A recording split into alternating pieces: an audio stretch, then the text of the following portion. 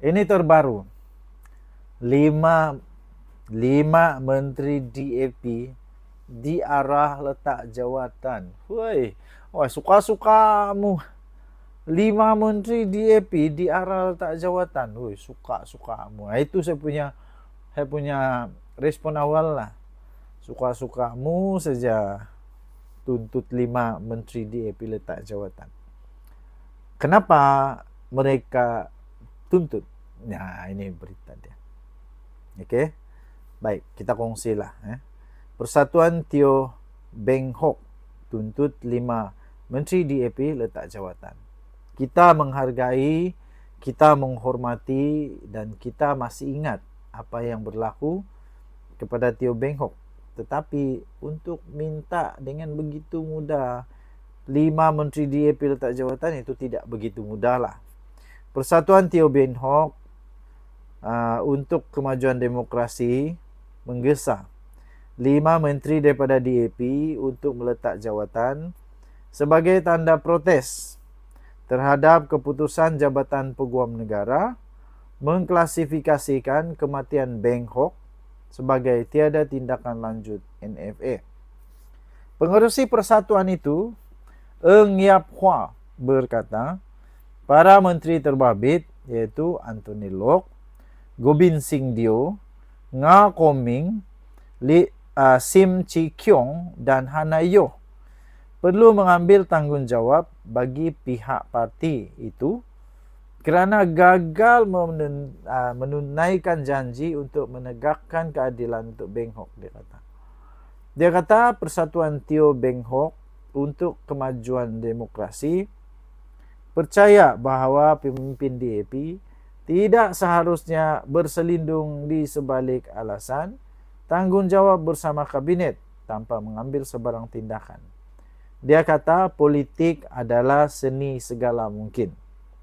Dan DAP boleh menggunakan kekuatannya sebagai parti terbesar dalam gabungan pemerintah untuk mendesak agensi penguatkuasaan agar membongkar kebenaran dan menegakkan keadilan untuk Beng Hok, kata Eng dalam satu kenyataan.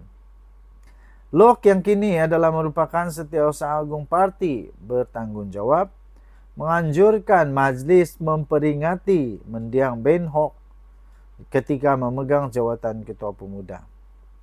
Semalam adik perempuan Beng Hok, Teo Lilan, mengecam siasatan terbaru dengan mengatakan ia mengulang teori lama bahawa abangnya bunuh diri tanpa menyiasat kemungkinan dibunuh. Pada Khamis 22 Mei, dia berkata keputusan mengklasifikasikan kematian abangnya sebagai NFA tidak selaras dengan janji-janji yang pernah dibuat Perdana Menteri Anwar Ibrahim. Pada tahun 2009, Beng Hok pembantu kepada Adun Seri Kembangan ketika itu, Yan Yong Hian Wah, ditemui mati selepas di soal siasat semalam di pejabat SPRM. Semalaman di pejabat SPRM Selangor yang ketika itu beroperasi di Plaza Masalam Shah Alam. Okey. Suruhanjaya Siasatan Diraja pada tahun 2011 memutuskan bahawa mendiang didorong untuk membunuh diri akibat sesi soal siasat yang agresif. Namun Mahkamah Rayuan pada tahun 2014 memutuskan bahawa kematiannya disebabkan atau dipercepatkan oleh perbuatan salah laku, termasuk kemungkinan daripada seorang SPRM sendiri. Anda boleh baca seluruhan artikel itu di Malaysia Kini, 25 Mei. Tajuk dia Persatuan Teo Beng Hok tuntut 5 menteri DAP letak jawatan. Tuan-tuan dan puan-puan, adakah mereka akan ikut letak jawatan? Bagi saya tidaklah. Tidak. Okey, tidak perlulah mereka letak jawatan. Kita jumpa lagi, bye-bye.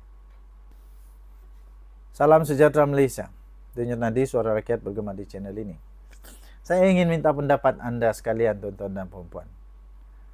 Ketika Mahathir menyatakan kalau dia jadi Perdana Menteri sekali lagi, dia tidak akan membuat apa-apa, dia tidak akan menekankan sekatan untuk 3R. Terkejut saya tahu. Terkejut saya. Anda boleh cari itu di Google lah. Cari Google saja. Soalan saya sekarang, mana Hadi Awang, mana Muhyiddin Yassin? Kenapa diorang tidak bising? Kenapa diorang tidak bising apabila Mahathir kata begitu? Cubalah bayangkan kalau itu kata-kata itu keluar daripada Lim Kit Siang.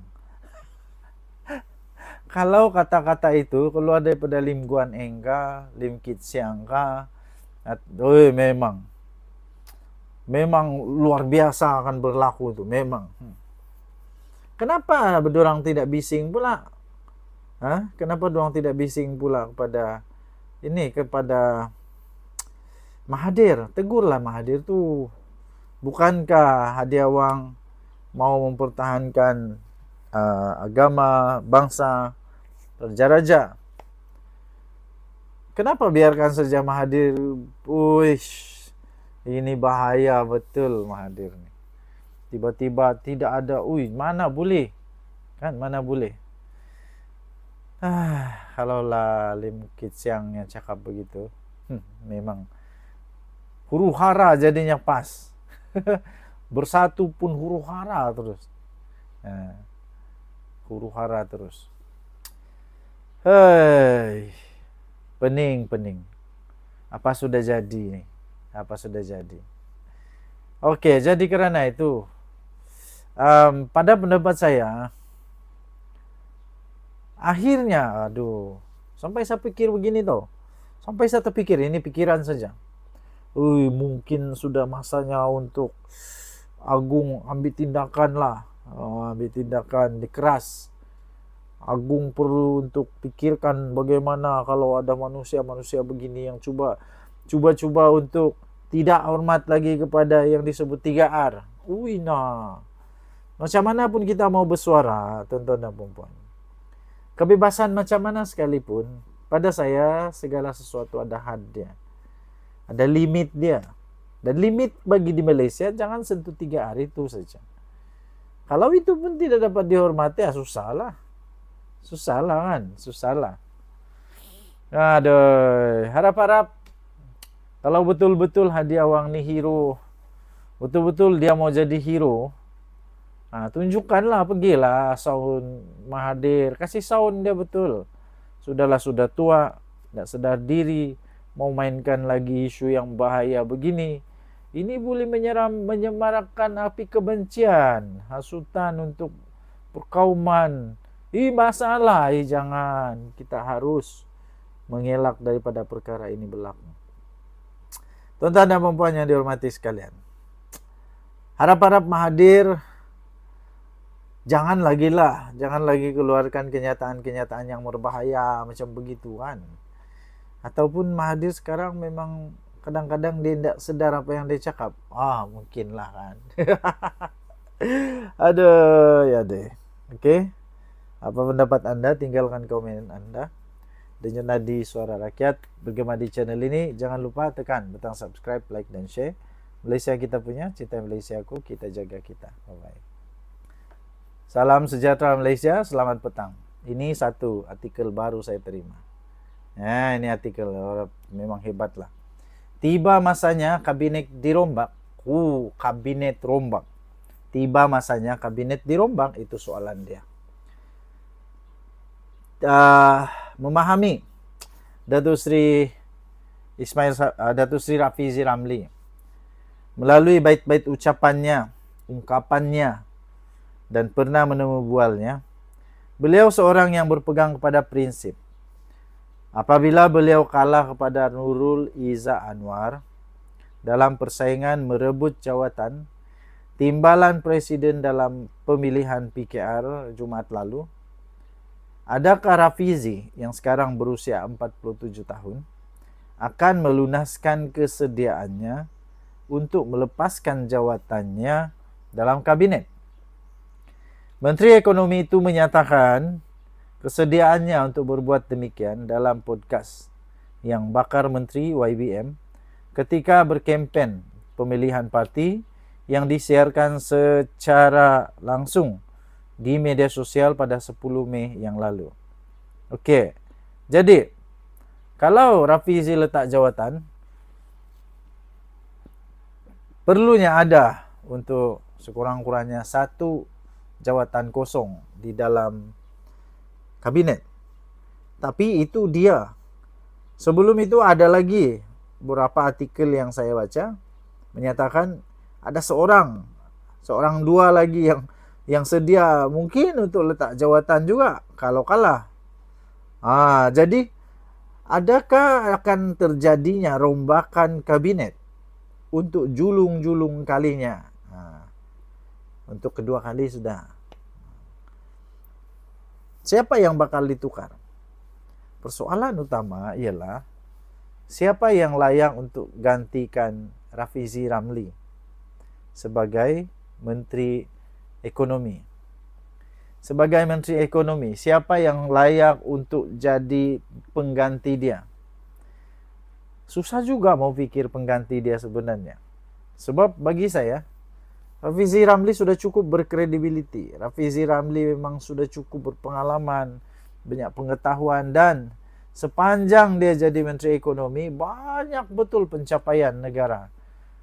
Banyak pencapaian negara yang padu-padu gitu. Oke.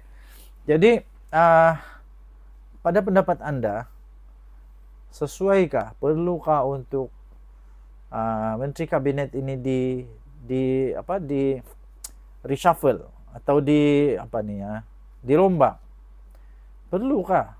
Sesuaikah masa sekarang untuk dirombak? Sesuaikah untuk dirombak? Bagi saya belum sesuai untuk dirombak.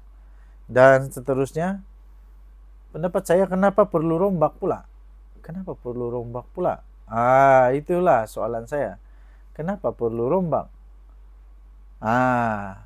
Tidak perlu rombak kot. Tidak perlu. Sebab sekarang kerajaan masih okey. Hanya Rafizi Ramli je kalah pun. Dia kalah saja pun. Bukannya ada apa pun. Bukan dia ada masalah disiplin ke apakah. Dia kalah saja. Okey. Tinggalkan komen anda. Apa pendapat anda? Perlu dirombak atau tidak? Dan tadi Suara Rakyat bergema di channel ini. Jangan lupa tekan butang subscribe, like dan share. Malaysia kita punya. Cinta Malaysia aku. Kita jaga kita. Bye-bye. Salam sejahtera. Selamat petang. Saya ada satu soalan kepada tuan-tuan dan perempuan yang saya harap tuan-tuan dan perempuan jawab di komen. Beranikah PAS seperti PKR? Beranikah PAS seperti PKR untuk membuka semua perlawanan pertandingan di dalam parti secara demokrasi? Beranikah PAS untuk membuka gelanggang pertandingan dengan membenarkan Hadi Awang pun dicabar? Beranikah PAS? Beranikah PAS? Sebab sekarang ini ramai sangat orang kata PKR itu ini, Rafizi itu ini, ramai lagi yang lain itu ini, macam-macam lah. Walaun beranikah? Beranikah untuk betul-betul bertanding dengan betul bertanding? Cuba kasih bertanding lah. Cuba Hadi Awang sedia untuk bertanding. Tapi masalah dia, siapa yang mau lawan dia kan? Itulah masalah dia. Di dalam PAS, diorang sepakat tahu untuk mau lawan dia, kasih menang dia terus. Saya pun tidak tahu kenapa lah. Mungkin itu sudah tradisi kan? Mungkin itu sudah kebiasaan, kebiasaan di dalam PAS. Tapi maksud saya, andai katakanlah PAS tiba-tiba ada orang tiba-tiba yang cukup berani, untuk sedia melawan Hadi Awang untuk jawatan presiden. Kamu rasa Hadi Awang menang kah kalah? Kamu rasa Hadi Awang menang kah kalah?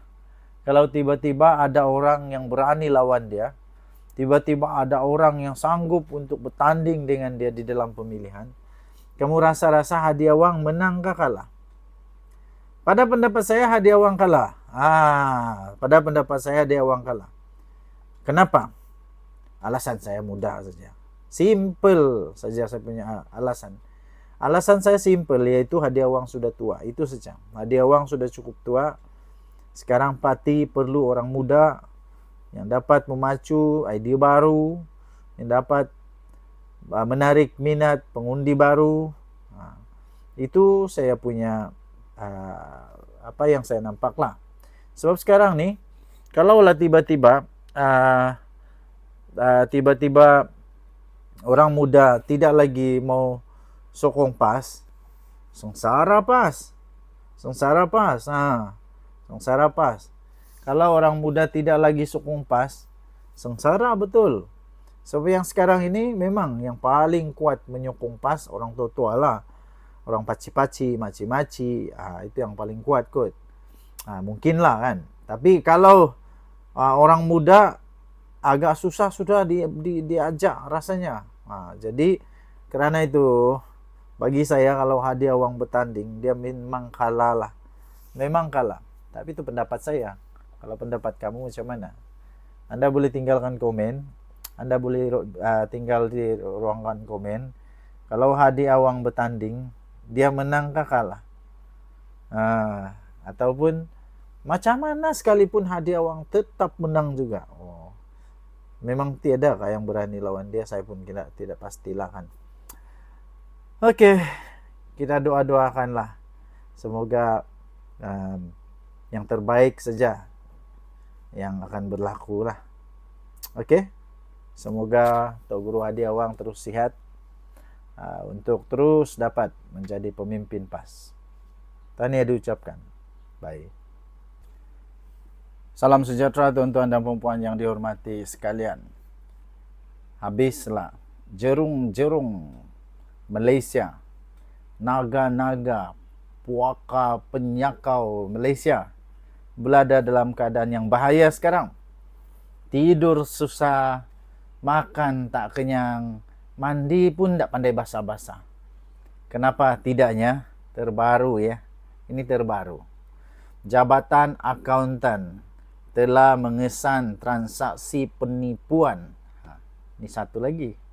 Jabatan Akuntan telah mengesan transaksi penipuan bernilai 10.4 juta. 10.4 juta Jabatan Persekutuan sebuah negeri. Negeri apa tu? Negeri apa ya? Jabatan Akuntan Negara Malaysia telah mengesan satu transaksi penipuan, membabitkan penjawat awam sebuah jabatan kerajaan persekutuan di sebuah negeri berjumlah 10.4 juta dalam tempoh 2019 hingga tahun lalu. Akuntan Negara Malaysia Noryati Ahmad berkata, bagaimanapun tindakan susulan sudah diambil pihak berkuasa tempatan terhadap pihak terbabit. Katanya, kebanyakan, dengar dengan baik-baik, kebanyakan modus operandi penipuan perakaunan membabitkan manipulasi prosedur dan proses kewangan, serta pengubahan sistem perakaunan dan pengurusan kewangan. Dia kata, jabatan ini selain mengambil tindakan agresif berdasarkan laporan daripada pihak ketiga dan sumber lain, turut mengamalkan pendekatan proaktif dengan memanfaatkan teknologi digital semasa. Ini termasuklah menganalisis data kewangan untuk mengesan petunjuk awal atau red flag dan mengenal pasti kejanggalan dalam transaksi yang dilihat mencurigakan atau luar biasa. Katanya kepada pemberita selepas majlis peluncuran kumpulan Kerja Fraud Perakaunan atau KKFP di sini pada hari ini. Hadir sama Ketua Pesuruhjaya Suruhanjaya Pencegahan Rasuah Malaysia SPRM Tan Sri Azam Baki dan juga Ketua Audit Negara yaitu Datuk Seri Wan Suraya Wan Muhammad Razim. Ini termasuk menganalisis data kewangan. Ini termasuklah mengesan red flag. Jadi tuan-tuan dan puan-puan, inilah kehebatan kerajaan sekarang. Orang tidak sewenang-wenang dapat sakau sekarang. Patutlah ramai orang benci dengan Datuk Seri Anwar. So, ramai mungkin yang ada planning mau sakau-sakau tapi tidak kesampaian. Sudahlah. Bertobatlah cepat-cepat. Jangan lagi. Bertobatlah kepada yang sakau. Kepada yang semua yang sudah sakau, yang sekarang bermain-main di mahkamah, turun naik mahkamah. Nah, cepat-cepatlah bertobat. Semoga Tuhan mengampuni apa yang sudah dibuat, walaupun undang-undang dunia tetap akan dilaksanakan. Oke, tahniah diucapkan. Tahniah diucapkan kepada kerajaan Madani yang memang padu. Oke.